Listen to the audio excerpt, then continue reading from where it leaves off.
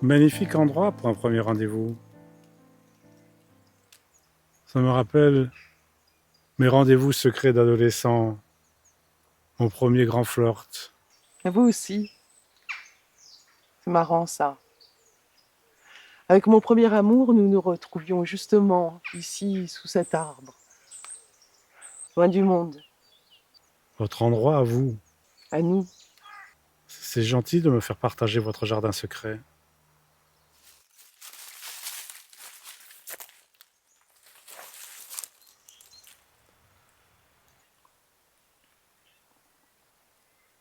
On en a fait des rêves sous ces arbres. Des rêves et des projets. Peut-être nos plus beaux moments. On attendait ça toute la journée au lycée. Il n'y avait pas de téléphone portable pour se contacter à tout instant.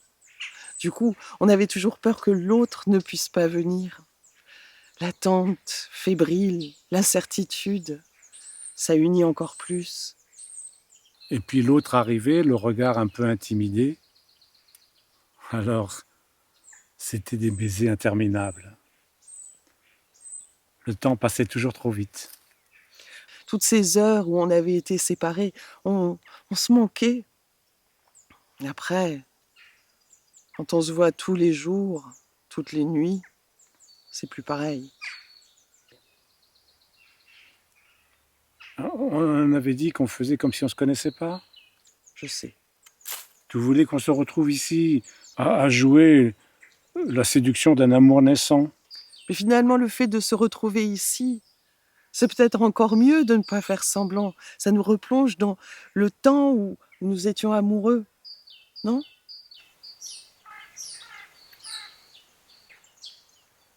C'est vrai qu'il y a longtemps qu'on n'était pas revenu ici. J'avais oublié. C'est émouvant de se revoir ici, de ressentir tout ça.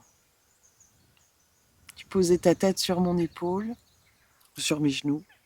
Tu me serrais très fort dans les bras. T'étais câlin en ce temps-là. On était bien. On n'avait besoin de rien d'autre. Le mystère de l'innocence. Pour toi, j'aurais pu faire n'importe quoi. Ça, tu le faisais déjà, naturellement. Quoi? Une femme pour laquelle j'ai tout sacrifié. Oh, mon pauvre martyr de l'amour.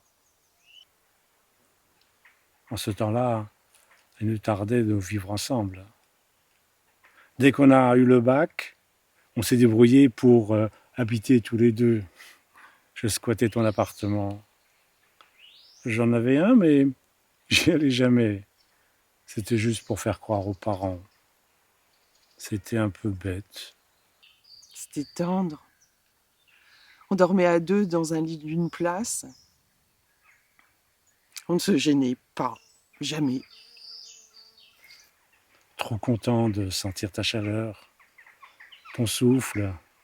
Je passais des nuits à te regarder dormir, à te trouver belle. J'étais le plus chanceux des hommes. Des fois, j'avais peur. Je me disais que j'étais pas assez bien, que tu rencontrerais quelqu'un de mieux que moi. Tu ne risquais rien, tu sais. Mais moi aussi, je pensais que tu pouvais trouver une fille plus belle, plus... Enfin, la tentation, quoi. Ah, ça m'arrivait de regarder d'autres filles. Ah bon? Je te suffisais pas? La preuve que si, 40 ans avec toi. Peut-être qu'aucune autre n'a voulu de toi. 40 ans. Ça n'a pas été facile tout le temps. Il y a eu des moments où c'était la guerre aussi. Oh, pas la guerre. Comme dans tous les couples, il y a des hauts et des bas. Il est lourd à porter, le costume de prince charmant. D'ailleurs, toi aussi, des fois, t'étais une sacrée emmerdeuse. Oh, n'importe quoi. Oh, la mauvaise foi. Et puis, il y a eu les enfants. Du coup, on n'a vraiment plus vu le temps passer. Et ils grandissaient et on vieillissait, sans s'en rendre compte. Ça nous a obligés à devenir des adultes. Surtout toi. Évidemment, ça m'aurait étonné. Cela dit, j'étais un ado intéressant, non?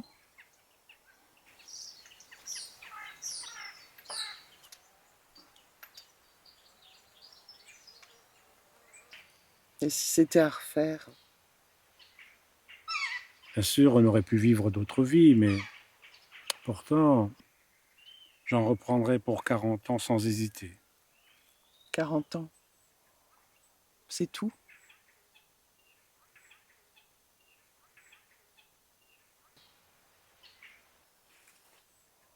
Tu n'es plus là. Pourquoi tu m'as laissé? Tu ne me vois pas, mais tu ne te débarrasseras pas de moi comme ça. Même la mort n'y arrive pas. J'ai trop besoin de te voir, de te toucher. Et les nuits, j'ai froid sans toi.